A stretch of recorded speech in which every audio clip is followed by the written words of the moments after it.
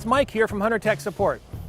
Today I'll be showing you how to program the node controller. The node controller is a battery-operated controller that offers the same programming capabilities as an AC controller. But the added advantage is that you can install these types of controllers in areas where having access to electricity is a challenge. Because the node is battery-operated, it requires the use of DC latching solenoids. The DC latching solenoid comes with the Node 100, but they are purchased separately for all other node models. We are going to show you how to set the current time and day, set the program start times, program station run times, and assign days to water to the program. We will also briefly discuss other features of the controller and how you can apply these. Each program requires 3 elements. That's start time, run time, and days to water to be complete. Before we start the programming process, let's get familiar with the functions of the buttons. As you see, the node controller starts out with a blank screen or in the sleep mode. You can use any button held down to activate the screen. Once you have the screen up, you've got 6 buttons to work with: the plus, minus, left arrow, right arrow, the center button that changes the screen, and the program button. We'll start out by hitting the center button, and you can see I'm using the right arrow to navigate through the different settings. You can also use the left arrow and go backwards. You'll use the plus or minus button to change whatever setting you have in there. Once you're done, you can use the center button to change the page or advance to the next feature. In this case, it is the start times position. The center button then takes us to the runtime position. Once again, you can use the plus or minus to change the value. When you're done, use the center button to advance to the days of the week feature, the season adjust, the off position, and the center button brings you back finally to the home screen, which shows the current time of day, where you want to leave it for automatic operation.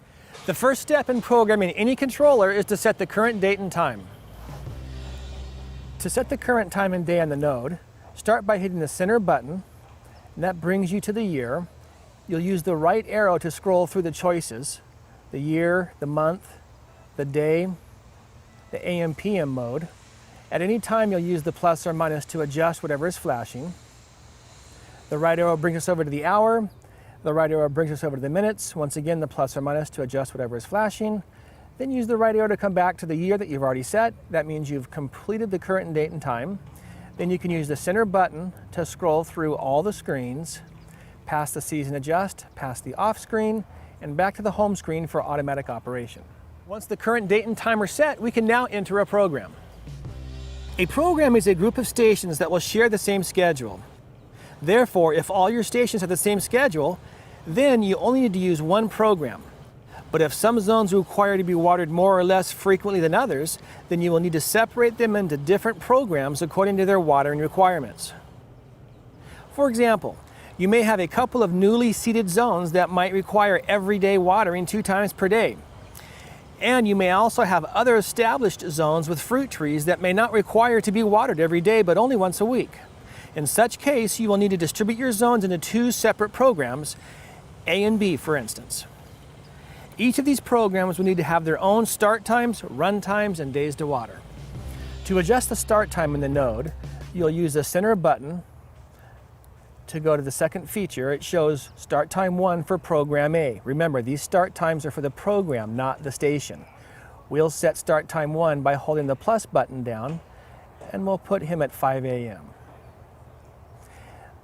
There's a second, third, and fourth start time available, and the right arrow brings you back to the first, but we'll go to the second start time, and from the off position, use the minus and go backwards to 7 p.m.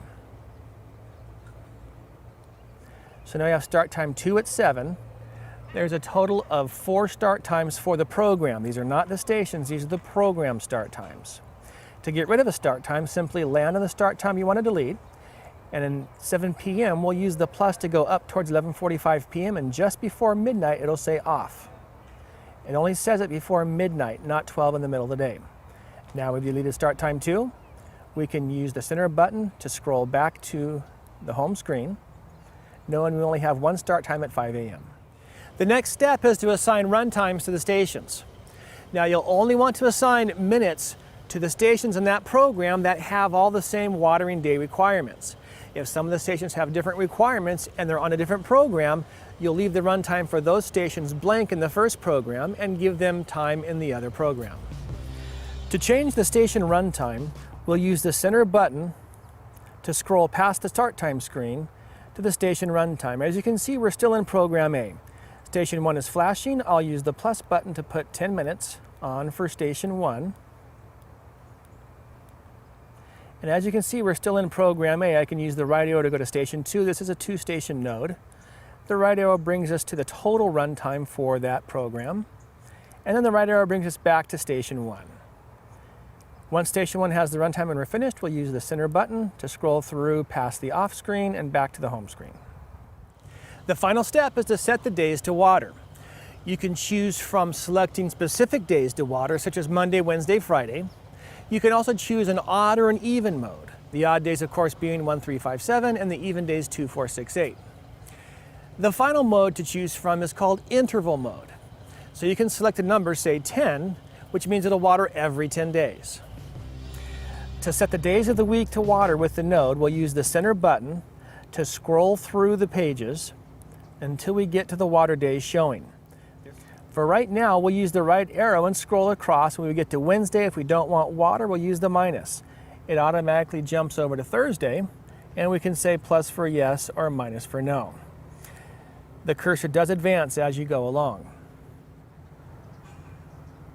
And when you get over to odd, for example, or when you get to the last day of the week with the right arrow, you can hit the right arrow once more.